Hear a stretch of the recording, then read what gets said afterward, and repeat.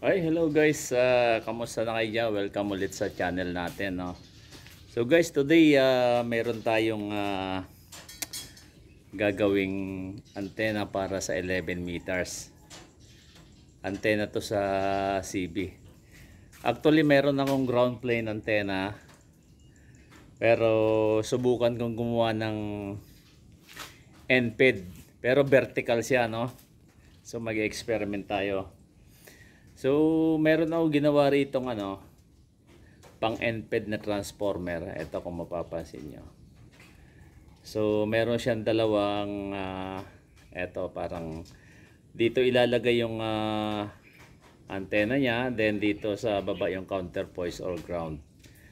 So, sa 11 meters, kung gagawa ka ng half wave antenna, approximately mga 17 feet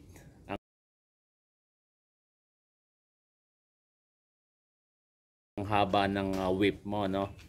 So papakita ko sa inyo guys, meron ako ritong eto nyo.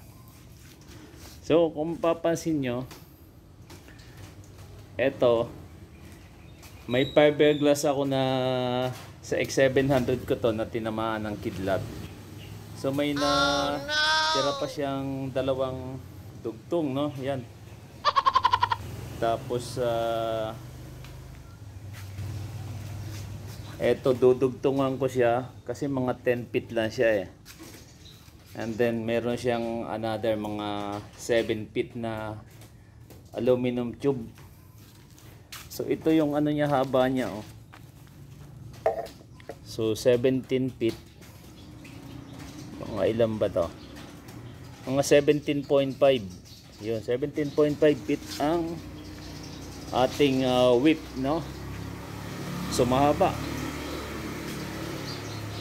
Sa loob ng fiberglass na to, eto may lalagyan natin siya ng width na wire, no? So ang total length niya is 17.5 feet with the transformer, no? So abangan nyo i-experiment tayo. So simulan natin, let's go. Hi, hello guys, medyo inabot na tayo ng dilim, no? So eto na yung aking whip antenna, oh. So mahigit 17 feet, ayan.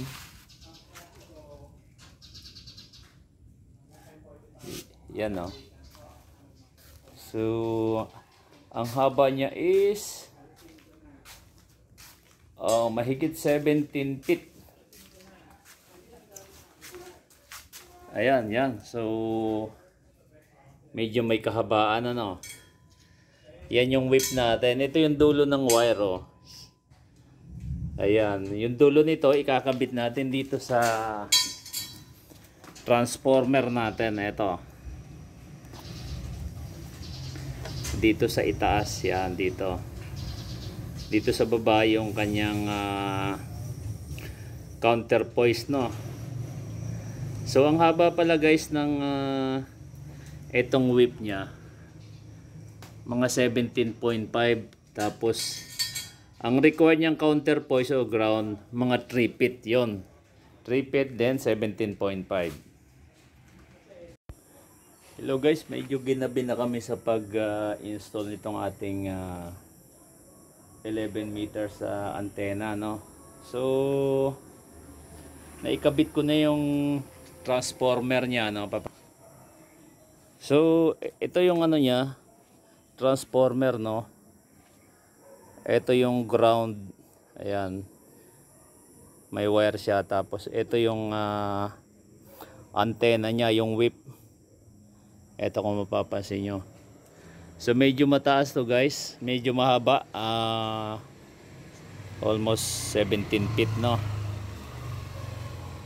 So medyo ginabi na kami, pero subukan namin itaas. Mababa lang to, mga 10 feet lang dito sa terrace namin. So guys, naitayo na namin yung 11 meter antenna ko. Ayan, oh. Ilawan mo hanggang dulo. So medyo madilim na no dito sa may box. Ayan. So ang haba ng whip niya mahigit 17 feet. So medyo mahaba-haba. Ay, hello guys, good morning sa inyo dyan. Good morning, good morning. So ayan na yung ating 11 meter antena, oh. Yung CB antena natin. So medyo gabi na namin natapos kagabi.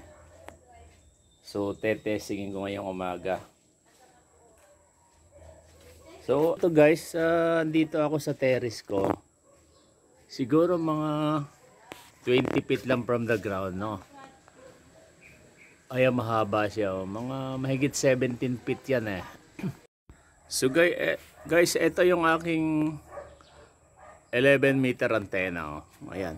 So siguro mga 20 feet lang to from the ground kasi andito sa terrace ko. So nasa second floor, no. Ayan. So kung makikita nyo yung box, yun yung ating transformer, no. Okay. So ito yung aking main mast. So maraming antena sa taas, no. May mga omnay. Meron din akong dipole dyan, pang HF. So tetestingin ko today itong aking antena, no. Actually ang tawag dito ano to eh, half wave, no, sa 11 meters, NPED half wave. Ayan.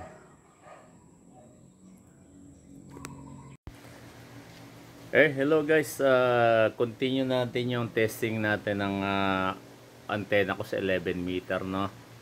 So tetestingin ko kung saan banda siya pwede gamitin nang walang tuner. Of course, pag may tuner ka, pwede mo siyang i-tune ng flat 1, no. Pero tingnan natin kung anong banda nag-tune siya nang walang tuner. So tara, wag natin patagalin, let's go. So guys, ito yung HF ko, no. Old school siya. Ano siya, Kenwood TS430S. Ayan. Tapos meron akong SX200, pero hindi yan ang gamitin natin. Itong cruise needle kong Comet K300, no. So meron siyang SWR, then pwede mo ring ma-check yung power output. Hanggang 300 watts siya, guys, no. So eto, naka-off yung tuner kung mapapansin nyo, kasi pag naka-on, gaganon mo lang. Okay. Antena 1 and 2. So nasa number 2 yung NPED ko na vertical, no. Number 2. Naka-off ang tuner. So nakaset sa 300 watts. Tingnan natin kung anong SWR niya, guys, no. So magsimula ako sa 3.555 MHz. So nasa AM band siya, yan. So tingnan nyo, guys. Okay, ilan yon? 1.3 sa 3 MHz. Without tuner yan, ha. So tingnan natin, 4 MHz. Ayan. Okay, oh. So 1.3, ano, 1.2. Maganda ng SWR, ha. Dali natin sa 40 meters. Okay, 7 095 sa amateur, no. Ayan. Ito lang, okay na po. Ayan. Sa amateur Okay, sandali.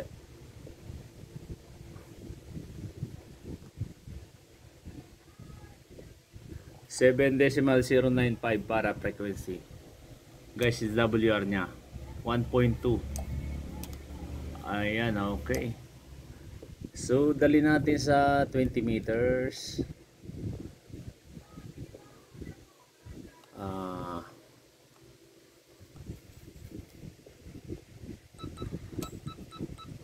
14.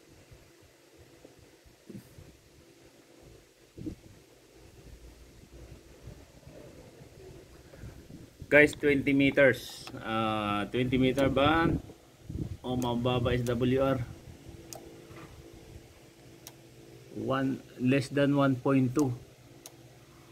Okay. So, without tuner yan guys. Punta tayo ng 16. 16 up. 16 megahertz. Ayan, no? 1.2 without tuner na. So ayos yung ating ano. Dali natin sa 20. 20 megahertz. 1.3. Yan, medyo taas ang konti, no? Pero baba na SWR. Dali natin sa ano 27,555. So 27,555 without tuner. So guys, 1.3 siya, no? 1.3 30. Ayun, hanggang ano lang 29 megahertz. Guys, so guys, balik tayo sa 27, no? 27. Okay. Ayan guys,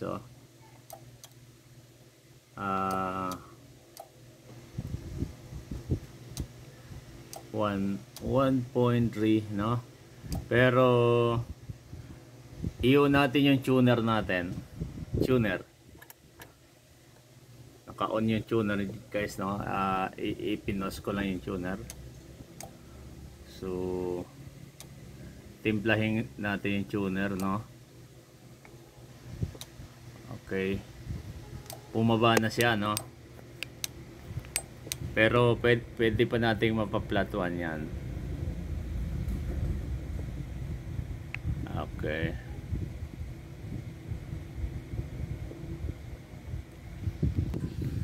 Ito guys, nasa 27,555 siya, no? So inon ko yung tuner guys, no? Tingnan nyo. Flat 1 na siya, no? Flat 1 na is WR. Flat 1 na siya. Ayan, no? Flat 1, 100 watts. Okay. So wala pa siyang tao. Try natin. Oh, N station. N station 1, 2, 3 check. N station, may naka-monitor ba? 1, 2, 3, 1, 2, 3, N station. So guys, tapos na tayong mag calibrate ng N-Pen half-wave vertical HF antenna natin, no? So far okay naman ng SWR niya kahit wala siyang tuner. Of course, kung may tuner kayo, kaya nyo talaga i-flat 1, no? Hindi ko lang na testing na i-contact kasi wala pang tao wala pa nag-uusap. Pero for sure, working naman siya, no? At yeah, maraming salamat guys sa panonood ng ating video. At sa mga hindi pa po nagsusubscribe, kindly subscribe my channel, Captain Alas. At sa mga subscriber natin dyan na walang sawang nanonood ng ating video, so maraming salamat guys. So So, dito na po natin tatapusin ang ating vlog. So, ingat po kayo. Have a nice day. This is Captain Alas or DB1 X-Ray Romeo Yankee 73.